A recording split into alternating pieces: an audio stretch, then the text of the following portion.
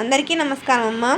ఈరోజు మనం తెలుసుకుంటున్న అంశం ఏంటంటే FA4 2024-25 విద్యా సంవత్సరానికి సంబంధించి టోటల్ ఆల్ క్లాసెస్ టైం టేబుల్ని చూద్దాం.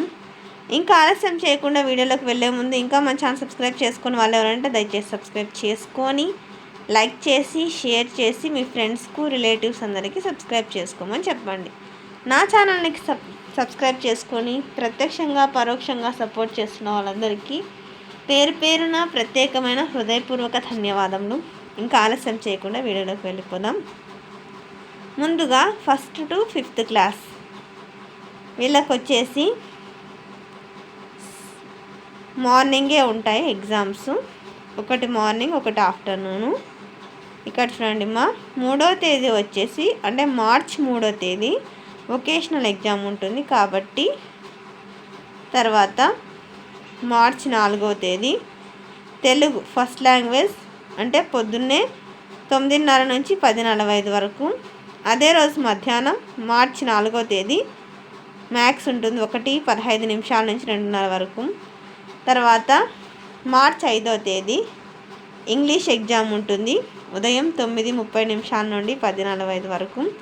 తర్వాత అదే రోజు మధ్యాహ్నం ఎన్విరాన్మెంటల్ సైన్స్ 1:15 నుంచి 2:30 నిమిషాల వరకు ఉంటుంది. తర్వాత 6th to 8th క్లాస్ 6 నుంచి 8వ తరగతి విద్యార్థులకు FA4 2005. వీళ్ళకు కూడా అంతే మార్చ్ 3వ తేదీ వొకేషనల్ ఎగ్జామ్స్ అయితే ఉంటాయి. తర్వాత మార్చ్ 4వ తేదీ తెలుగు వచ్చేసేసి 1:15 నిమిషాల నుంచి 2:30 నిమిషాల వరకు ఉంటుంది. మార్చ్ 4వ తేదీ 2:45 నుంచి 4 గంటల వరకు మ్యాథ్స్ అయితే ఉంటుంది. అంటే మార్చ్ 4వ తేదీ తెలుగు మ్యాథ్స్, మార్చ్ 5వ తేదీ వచ్చేసి హిందీ జనరల్ సైన్స్.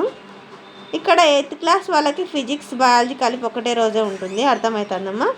తర్వాత మార్చ్ 6వ తేదీ వచ్చేసి ఇంగ్లీషు సోషల్ స్టడీసు. తర్వాత 9వ తరగతి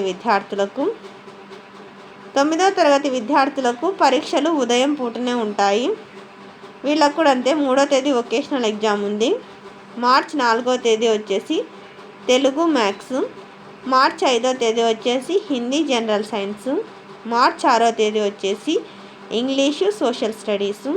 వీళ్ళకి 9:30 నుంచి 10:45 వరకు ఒక పరీక్ష, 11 గంటల నుంచి 12:15 వరకు ఒక పరీక్ష ఉంటుంది.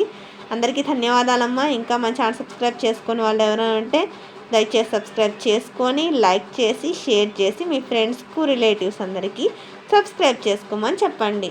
నా ఛానల్ని సబ్స్క్రైబ్ చేసుకొని ప్రత్యక్షంగా పరోక్షంగా సపోర్ట్ చేసిన వాళ్ళందరికీ పేరు పేరున ప్రత్యేకమైన హృదయపూర్వక ధన్యవాదములు. అందరికీ ధన్యవాదాలు. దయచేసి వీడియోని మాత్రం స్కిప్ చేయొద్దు నాన్న. ధన్యవాదాలు.